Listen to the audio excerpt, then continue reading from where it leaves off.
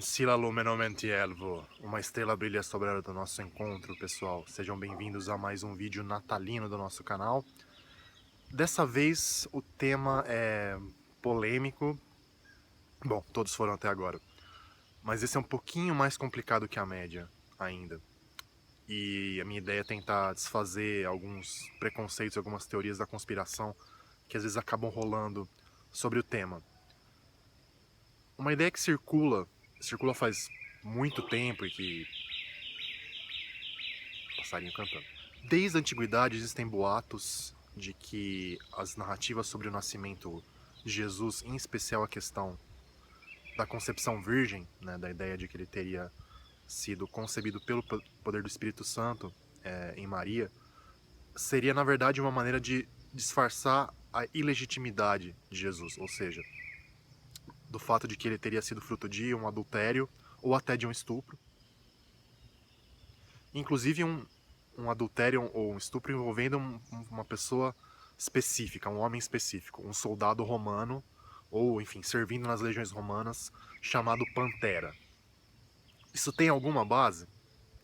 Bom, essa história começa a circular até onde a gente sabe, lá pelo final do século II depois de Cristo, digamos no ano 180 depois de Cristo. E as primeiras pistas sobre essa história vêm da obra de um autor pagão, anticristão, estava tentando combater o, o avanço do cristianismo naquela época, chamado Celso.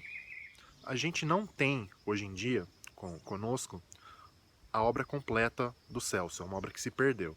O que a gente tem são citações relativamente longas, compridas, da obra dele sobre o tema, citadas por um autor cristão do século seguinte, ou seja, do século III, a partir do ano 200 depois de Cristo, chamado Orígenes, que era um teólogo muito importante do Egito naquela época. E o que o Orígenes fala é o seguinte: segundo Celso, ele teria ouvido a verdadeira história, entre aspas, da concepção de Jesus, de judeus que tinham informações sobre essa história. Esses judeus diziam o seguinte, que Maria estava noiva ou estava casada. Em termos judaicos tem uma distinção um pouco sutil entre uma coisa e outra, mas o noivado é praticamente o casamento. Mas enfim, estava unida de qualquer maneira a um carpinteiro chamado José, como diz o Novo Testamento. E o José então ficou sabendo que ela tinha tido uma relação com um soldado romano chamado Pantera. É um nome comum entre legionários, na verdade, pode ser até quase um pseudônimo, um apelido para reforçar, olha, sou macho, sou um grande guerreiro. E ficado grávida desse soldado. E por isso então José repudiou sua esposa Maria, que teve que criar Jesus sozinha.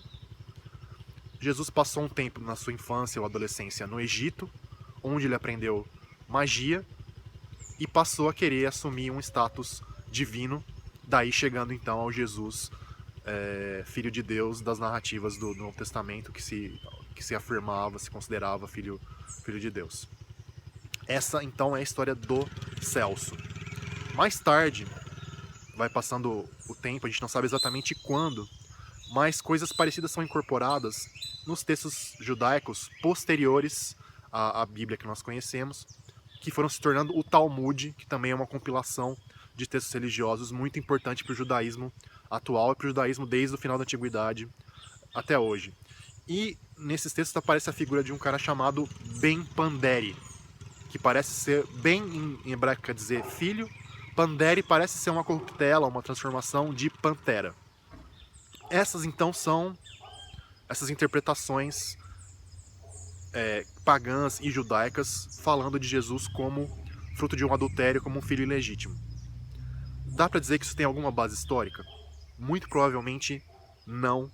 E a gente tem algumas pistas nas próprias narrativas, ou nas próprias afirmações do Celso e dos textos judaicos, que indicam que isso não se trata de uma informação primária, que alguém, olha, foi lá e entrevistou parentes de Jesus, parentes de Maria e de José e encontrou a história verdadeira. Por quê? Os detalhes da história, na verdade, estão imitando, parodiando, tirando sarro mesmo, dos detalhes que estão no Evangelho de Mateus, que a gente sabe que é um texto do século I, ou seja, é um texto bem anterior ao que o Celso disse e, obviamente, aos relatos que vieram mais tarde. Por quê? Apenas no Evangelho de Mateus, no Novo Testamento inteiro, a gente tem a ideia de que Mateus fica sabendo da gravidez de Maria, fica preocupado, pensando que ela cometeu adultério e pensa em repudiá-la, em deixá-la de lado e em abandoná-la. Também apenas no Evangelho de Mateus a gente tem a ideia de que Jesus, na infância, passou um tempo no Egito e depois voltou para a terra de Israel, para a Palestina. Ou seja, tudo indica que essa ideia do filho de Pantera começou como uma forma de usar as narrativas de Mateus contra Jesus. Tem mais um detalhe que parece paródia também, é um pouco mais especulativo, mas tem essa cara, que é o próprio fato de chamarem Jesus de filho de Pantera. Pantera parece também uma paródia ou um trocadilho com o grego Parthenos, que é virgem. Então, em vez de ser o filho da virgem, como é no Novo Testamento, é o filho de Pantera, duas palavras que soam bem parecidas em grego.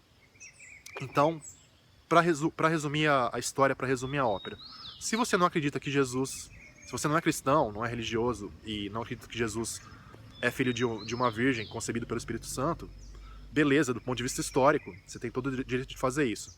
Só não vai ficar comprando uma calúnia, um boato inventado no século II. Beleza?